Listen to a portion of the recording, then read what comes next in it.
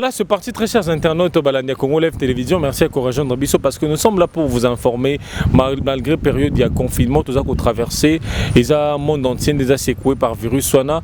Alors Lelo, Togolo belle actualité parce que Bisso Atobé Tane Masolo et Mboka, Boebi, Bolanda Kinabilili, il passe à ancien président de la République, Janet Kabila, Oyo, à l'Assemblée nationale, Boebi Gaza présidente de la Commission de défense et sécurité, Bongo Kuna, à Sengakina, Bakonzi Mboka actuel. Baïbana ko tala pena likambo etali ba policier ba militaire pambate bango ba ko kengela mboka mais ba ko futa mama be ba condition sociale na bango eza pena ba na lopoto infra-humaine na kotala policier a ko sa bo kengi ya mboka mako zoka 150 000 160 000 170 000 un général azana 200 et quelques mille mais ba ko kengi la mboka. Alors to le rappelle likambo de pes comment ils a se comporter bobi après d'échéance ya Kabunda tango ba pona ki Patricia Seya c'est ça qui justice pour na ko ba rétablir yé mais le de pes ils a se comporter comment parce que ba comment ko vivre na ba bloc. Alors, pendant que le Makambango nyonso tozana président Bill Mayombo azali bongo balobeli pena ya malonga ya malamu na Union pour la démocratie et le progrès social mon mboka Bill. Bonjour et bienvenue. Bonjour mon frère. Je vous remercie. Bon, merci beaucoup. Bonjour. C'est Pélémingi Poto après le confinement. Nazana esengo ya okutana na bino lisusu puisque chez nous yo tosala naka ngana sali bino pe bosali ngai tobeta masolo pe kitoko ba pe basepelaka nango nde wana ile suko répondre na appel na bino ke tobeta masolongo. Alors président Bill, première question, comment se comporte le parti après d'échéance à Kaboun? Parce que te belé interpréter qui comportement à Kaboun mabé na kotala tango ba poni Patricia Seya il qui ko rebondir ko saisir justice pas mona le rôle les qui ko défier Mokonzi Mboka oza bongo frappé par incompatibilité mais ça quand même na miso na kati ya UDPS. Oui, na lobby au lobby lokola ba rebelle wana ndenge bazolobela puisque na likambo wana contradiction moko ezalaki te. Contradiction moko ezalaki te, il faut que tala communiquer ya UDPS oyo basala ki liboso après des séances. Tant que ça communiqué wana, avant de publier en ça pris au moins 48 heures puisqu'il fallait rencontrer notre personnalité, la haute personnalité qui est le président de la République, bien que frappé par l'incompatibilité. Azo travaillé à travers Matoyo après sa mandat spécial. Bakendaki ko présenté nani wana et d'ailleurs nazo informé bino que 2 points. Nakati a communiqué wana et utaki et pas ya yemei. Le premier point ezali ya kosenga ke mwana mboka nani Jean-Marc Kabund a saisir justice. Yami balé ezali ya koloba ke na poste wana to présenter mutute et utaki et pas yemei ne wana basala ki communiquer wana. Après la politique est dynamique. Donc la politique est dynamique. Tout le monde qui est tous les rebelles, les indisciplinés du parti, ils ont présenté Moutou, les candidats Bango, Chilumbu, le professeur Mbata, Koko, Moulongo, ainsi de suite. Non, nous devons jouer les deux. En même temps, tu présenter candidat, en même temps, tu saisir justice. Au cas où, à Kotoyo Simbité et que nous aurons déjà présenté un candidat dans l'hémicycle Oyo à représenter UDPS na poste wana. Donc tout le monde a qui scénario juste monté entre président et autorité morale na bino. Oui, c'est un scénario pour monter des stratégies politiques. Baye bakuya bazo comprendre tende baloba que Kabouya a défié, Kabunda a défié le chef de l'État, il n'a pas défié, c'était avec son autorisation. Mais ça l'a une réunion on a été na consultation on a na consultation ils allaient pas bakende ko choisir mon tour à quoi remplacer. Il y avait ça l'a répété qu'on a ni le président AI. Non, il était empêché, tu sais bon. Il avait un problème de santé. Il avait d'abord un problème de santé. Et puis allez-y comprendre aussi ce qui s'était passé là. Pour traiter ton cas pour te remplacer, il n'y avait pas de consultation. Il a appelé le secrétaire général. Il a appelé Wakwenda et Chabani pour les tirer les oreilles. Ils ne comprennent pas le Cambodge triomphera. Le président ne veut pas entendre de ça. Puis ce triomvirat, c'est pour faire quoi? Il n'est pas mort, il est en vie. Montoiseau dirigeait parti d'une façon indirecte, c'est Fachi, le président de l'UDPS. Mais c'est que violer la constitution, moi Namboka bit Zela, Zela na ko peso maluba. Aussi au lobby Zela na ko peso maluba parce que lobby que non na minute oyo, mutaza ko diriger indirectement Isa Fachi. Donc oza ko confirmer les Namboka que non, Fachi aza ko violer la constitution. Le rôle là, non, il a signé un document officiel engageant l'UDPS pour violer la constitution. Pourquoi pas président qui après consultation le président de la République. Il consulter en tant que président Yamboka pour le parlement, il faut que nous consulter le président Mboka. Parce que tu as PPRD, le parlement consulter. Non. Là, on ne doit pas se faire, donc c'est valer les faces. Le problème est qu'il a frappé directement, comme Kabila dans les temps. Maintenant, consulter. Mais non, il faut un successeur, il a remplacé. Il a un successeur. Ah, un successeur. Prenons les notions de AI. Il y a un statut nul. Oyo, ils ont prévu AI. Moi, je suis il a géré pendant 5 ans par AI. Oui. Donc, puisqu'il n'est pas mort, article 26 c'est lobby, en cas de décès, empêchement définitif. Est-ce qu'il est empêché définitif? Non, il n'est pas empêché définitif. Donc, en cas d'empêchement définitif, le loyo, ce que tu as vu, le lobby triomphera, d'abord, tu as triomphera, puisque d'abord, c'est illégal. Chabani va se balongola qui est. Mouton longola ka ezali kabundu te eza président ya parti te ezali ensemble ya ba membre de basalaka élection. Tellement que ba moni que gestion na yezaki opaque ba serenisaki basali élection majorité et de maître Chabani va voter Moutou Moussousou et que le président a entériné la décision. Wakwenda na CNDP ce qu'on va voter au président, vous avez un mandat de 4 mois. Et ça doit circuler. Et puis, chaque province doit présenter 5 membres. Le gouverneur il faut pas en akati. Le mandataire il faut pas en akati. Est-ce qu'on va les lois que le CNDP vraiment, d'après notre statut, ils ont existé. C'est quelque chose qui n'existe pas. C'est quelque chose qui n'existe pas. Et puis, en plus de cela, il a déjà dépassé son mandat. Si ils allaient que tourner, et qu'on s'est tapé poitrine, que le président il y a CNDP. Ni mwana bute pona nini babengi mwana bute c'est Félix Moutalo qui mwana bute mwana na ya liboso IDPS na pouvoir le premier secrétaire IDPS au pouvoir c'est Augustin Kabouya nde wana benga ki mwana bute Augustin Kabouya Chilumba il ne peut pas prendre une décision si importante sans consulter notre autorité morale ni Kabound Jean-Marc Kabound ni Augustin Kabouya personne ne peut prendre une décision importante sans consulter le président de la République. Puisque nous avons en même temps un pouvoir que nous gérons et puis nous avons aussi l'IDPS que nous devons gérer. Dans l'IDPS, il n'y a pas de tendance, mais seulement nous avons des rebelles. Cette rébellion n'a pas commencé aujourd'hui. Tout le monde, tout l'IDPS avec directoire de 4 personnes, 4 présidents et un secrétaire général. On a vu Birindo partir à Kenda. C'est vrai que nous avons une réforme monétaire. Tant que nous avons tout ça coûté. On dirait que l'IDPS est préparé pour le pouvoir. Il y a un jour parti au pouvoir. Parce que le modèle IDPS est malelo. S'il faut comparer Kabila, Bajirara PPRD pendant le président, on voit que c'est deux choses différentes. C'est la nuit et le jour. Et le jour plutôt. Oui, Bissona Kabila doit aller de mon côté. Parce que nous devons gérer différemment d'eux. Donc, on dirait Bozala qui préparait. Tout simplement, les gens ont mal accumulé la leçon de la démocratie. Ils n'ont pas bien compris la démocratie.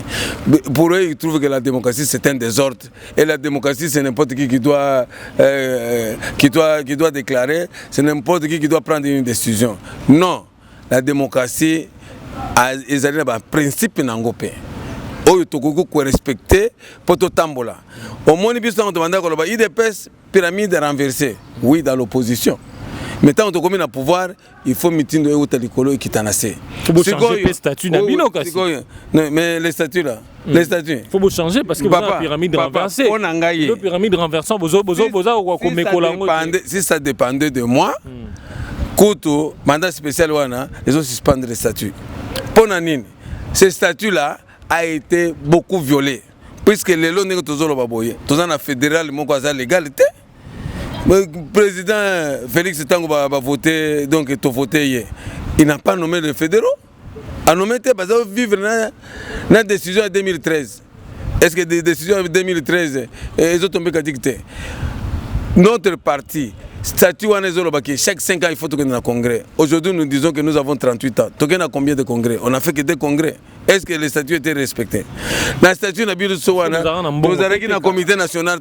Comité national. Est-ce que le comité national existait? Ça n'existe pas. Ça n'existe pas. Donc les lots attends CDP. En principe, ils ont existé. Est-ce que vous que non?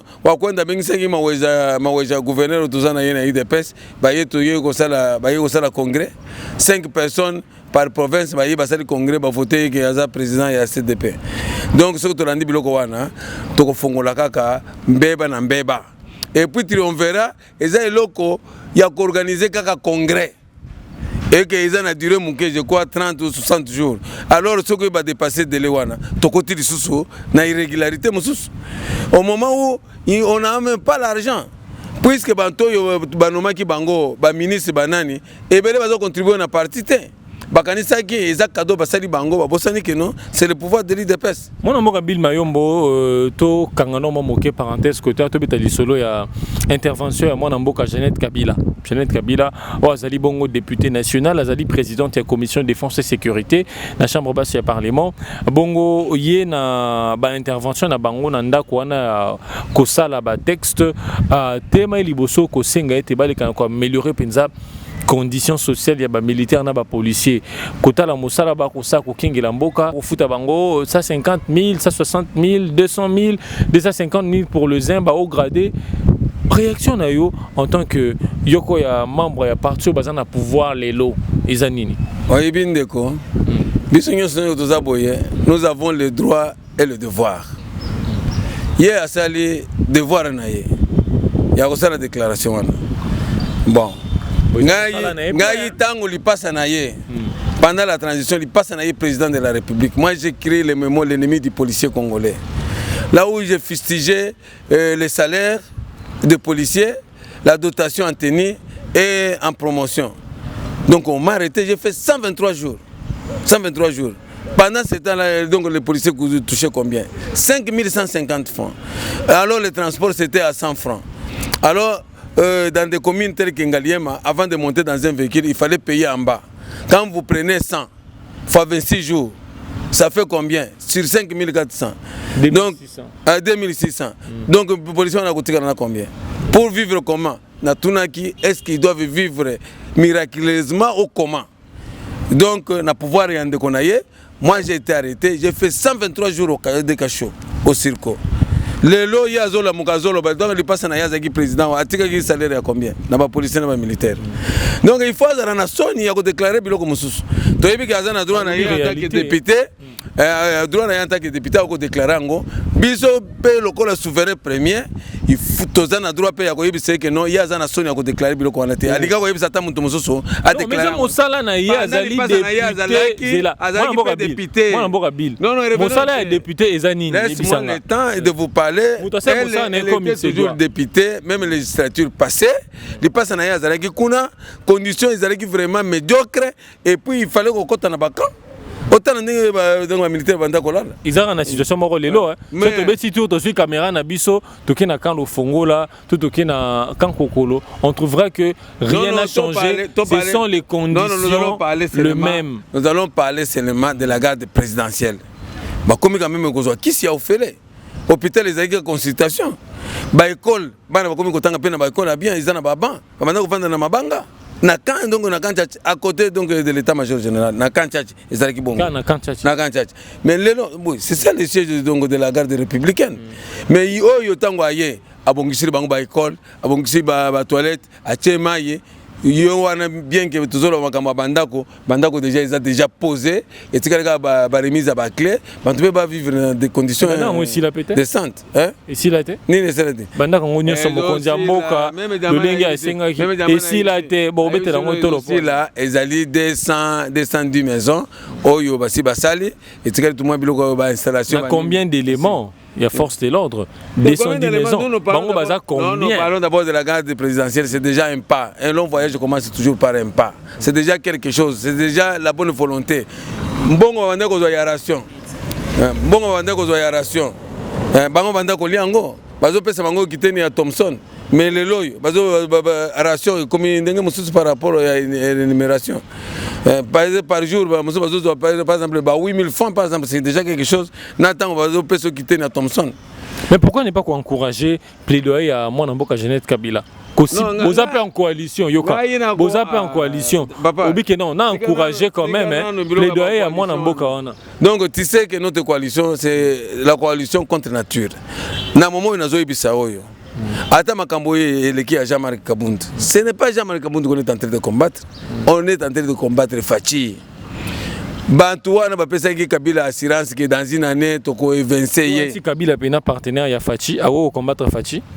Il n'y a pas la sincérité, ce sont des hypocrites. Donc ils sont des hypocrites, il n'y a pas la sincérité entre nous et eux. D'ailleurs, Ngaï Bill, je vais commencer la mobilisation dès demain. Donc, maintenant, biloko na bino wana ko ba rassemblement wana na ko tozo bomango. Puis na moni ba sagani ba profiter na confinement on peut pas ça. Ba préalable était pour na robomapé ba redissoudre l'Assemblée nationale wana. Ngana lobité ko dissoudre d'abord l'Assemblée nationale ba mesures sécuritaires o bantu ba troupement ça na maté to ko nyatango nano poto to frapper to kitele bango na l'Assemblée wana puisque il y a une loi contre nature qui se prépare là-bas. Contre nature. Ton côté, on est passé. Contre nature, Nengenini. Bango basengi prorogation à mesure sanitaire il y a 15 jours. Parce que Yoka mon mboka bi. Parce que flambé Yoka. Flambé aka mama nangai. Mon mboka flambé aka. Il y a ba passion confirmée et ça combattre oui ça combattre to bandara na 1 2 500 l'autre commune à 5000 combien mon mboka cordon 5700 et quelques. Alors 5500. Il y a des cas confirmés à Covid-19. Il y a toujours prorogation. Il y a mais papa, tant que c'est-à-dire il y a plus donc de guéris que de morts. Toujours catastrophe en Italie, toujours catastrophe en Anité, puisque il y a des avantages naturels. Des avantages naturels tels que chaleur dépasse 26 degrés. Tu as 33 degrés. C'est un exemple que je donne. Papa, tu as dit on dirait mes iroines. C'est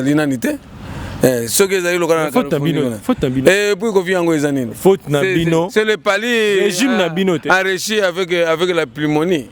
Mais déjà, tu n'as pas de traitement à palier.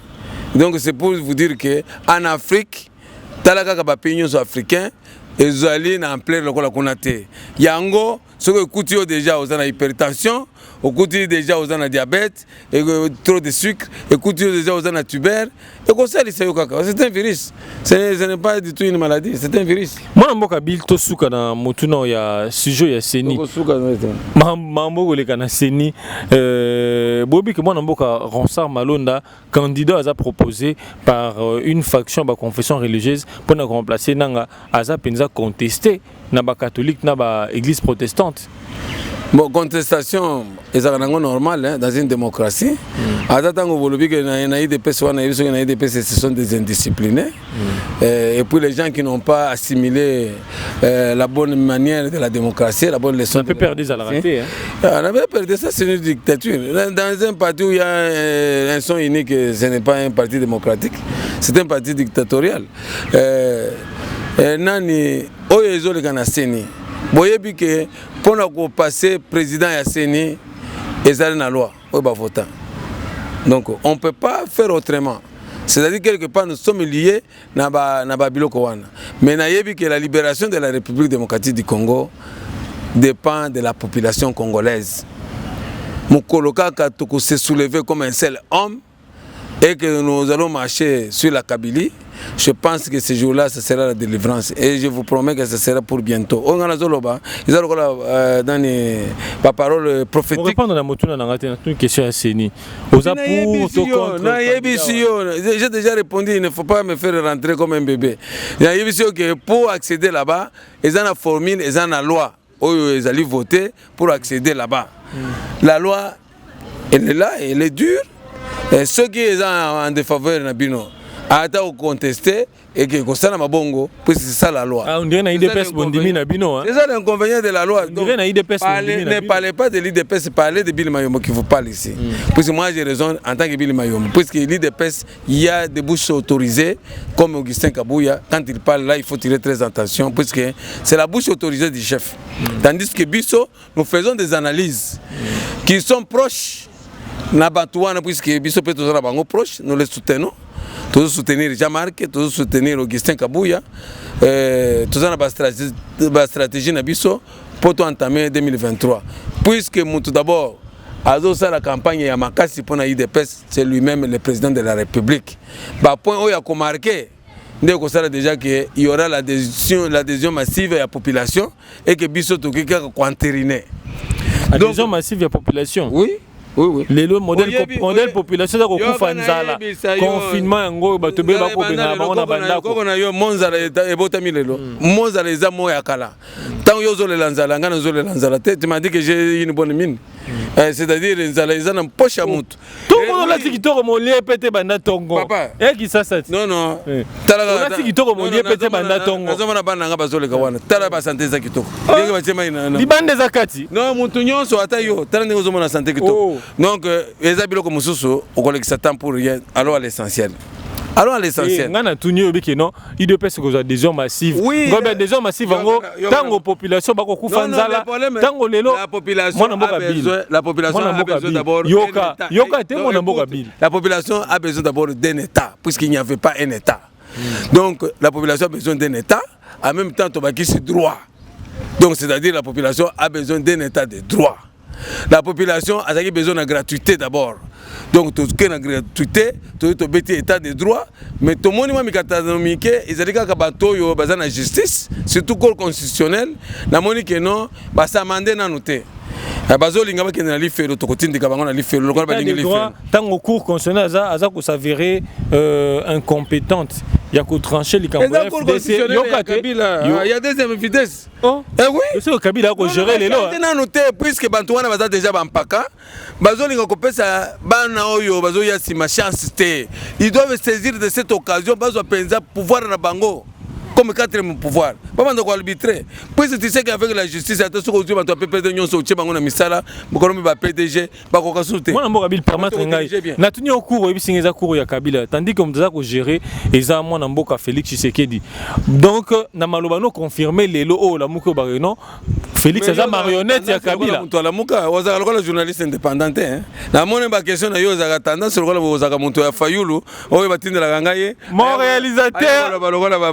Ngana kozona maloba na yo yolobi eza court mwana mboka bill ngana ye eza émission eza interview toza kosola na koti na ndako na koti ke mutu abimaki na ndako atandaki déjà bakiti banini ozo comprendre na il faut na aménager na bando kolongola mais tango na ye na koti loi ezolo bakeno bon pour longola kiti oyo il faut to komaka na août 2020 donc sikoyo donc yo vandi wana o correspondre nanu le cas où vous avez un antivaleur, on correspond à un montant de confiance à nos marques place puisque azali pe pour protéger et que vous préparez qui kuna yo ménage à justice et ça ménage à cour constitutionnelle cour constitutionnelle na utawa mandana bango ezosila nde wana bazowelisa ke bameka kokedi bazongisila ntamo mambasala intérim po tokende élection mususu bazolota ndoto balinga kosala ngo avant to misanda mwa misisa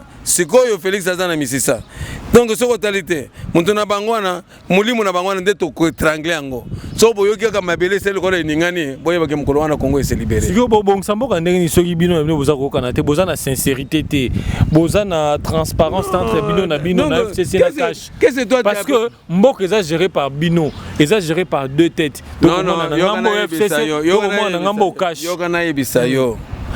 Pour pour nangai analyse nangai soko zali na bomoi omoni ata mutu azolela obana yebe ki azoluka yo tango na tozala bomoi soko moni mutu alingi papa na yo te mukolo moko akolinga yo te pour nangai na yebi que Joseph Kabila il nous a pas fait un cadeau puisque Aïna Etienne Tshisekedi tina liwa to mona nanu ebembe sala 2 ans te ezoboya kokoma na mboka c'est maintenant le bio tozo qui pouvoir te passer Etienne donc Félix Tshisekedi jamais donc ça lui a été arraché donc il n'est pas content et puis cette coalition là ce n'est pas une coalition sincère ça sont des diables nous sommes des anges toko tambola nzela moko penza te biso tambola bango bazo tchabakal talaka tango tolobi que gratuité de l'enseignement ils se sont insurgés. Ce sont insurgés. C'est pour dire que nous ne marchons pas de la même manière. Plan à Bango, ils ont plan que non, bah évincer Félix avant, bah tout fait, bah kanisa qui a ça moi na muke. Mais c'est quoi? Mais bakoyanga non.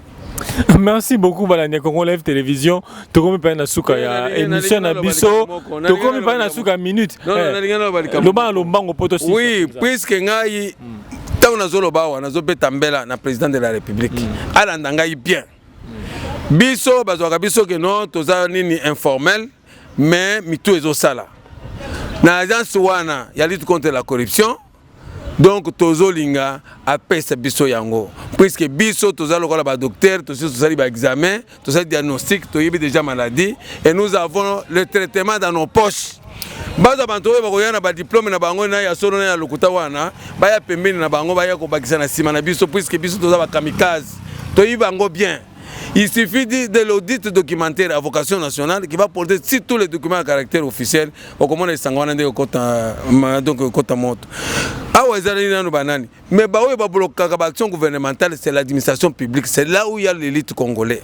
Bango wana bazo vivre mieux que sozo mona wana bazo futa bango mabe ozolo bango bazo futa bango mabe mais mieux que sozo sigre bango banda ko nyoso ya ba fonctionnaire wana ba étage zo matana ba fonctionnaire bon wana bazo zo wapi bazo sala bazo la rétro commission bazo détourner à travers la prolifération des faux documents à caractère officiel et des fausses preuves de paiement. Or nous avons la solution pour combattre ça. Au moment de l'administration, nous resterons avec un quart, un quart ou la moitié de l'administration publique. Et bien, puisqu'ils vivent que de ça. Nous connaissons bien, nous avons déjà fait le diagnostic. Il reste seulement d'un coup de pouce. 3 mois seulement, vous allez constater les changements. Et je vous informe, même Luzolo, c'est quelqu'un qui m'avait triché. J'ai des accusés de réception. C'est moi qui avais publié la problématique de la précarité des recettes perçues par le trésor public en rapport avec la prolifération des faux documents à caractère officiel. Alors rapidement, Président Bill, numéro de téléphone pour un bonus pour Rolanda ou Bengayo. Numéro de téléphone, Balingi Kolandangai, c'est 081, bon, plus 243 81 515 25 68. 081 515 25 68. Yami Balé, Ezali, plus 243 89 59 57 555. Je salue en passant. Batunyo so iba mama nanga tozana bango na ba groupe wana, mama Lutumba, mama Nicolas, mama Lydie, mama Freddy, Neville Ilunga, mwana Butu Junior, Ben Kankole, Kabuchungu, puis abenga Kabuchungu, Kabuchungu yebi ndenge lobaka, abenga Kabuchungu. Abenga Kabuchungu za Swahili, abenga Kabuchungu. Eric Ntumba, Jacob Kabeya, Jesse Mwamba, Blaise Mubenga, Kaloubi et les autres, Balimbisanga Bakebano, Miyake, Banani. Merci beaucoup, Président Bill Mayombo. Bamurino, Bayebakeno, Semene Zoya, Narozara Nabango, poto activer Penza, et il faut tout chauffer. Loi Nabango, on va préparer à Kindokiwana et les KT. Merci beaucoup, Président Bill Mayombo. Merci également à Bino Banson Bozui, Libakou et Kolanabiso Nandela. Il y a www.congo live télévision, Paris, Belgique, USA, Canada et consorts. Merci Pena pour Pesabiso confiance parce que vous êtes toujours là. Et ça, l'Arabiso fierté quand on vous voit lire, commenter nos différentes vidéos. Merci également aux coordonnateurs. Hein? général jeter les noms. Donc rendez-vous est pris pour un prochain numéro. Merci beaucoup président. Oui, c'est moi qui vous remercie. Mais nazo senga ba oyo ba rebelle wana bazala bakati ya IDPS balanda ba wakwenda wana na ba wakwenda batidi batidi nkashama. C'est dans bazala mikolo moko ba yebi ate le côté. Balanda bango te, ce sont des troubles faits. Merci beaucoup Tosuki Awa to mona ina mbala sima.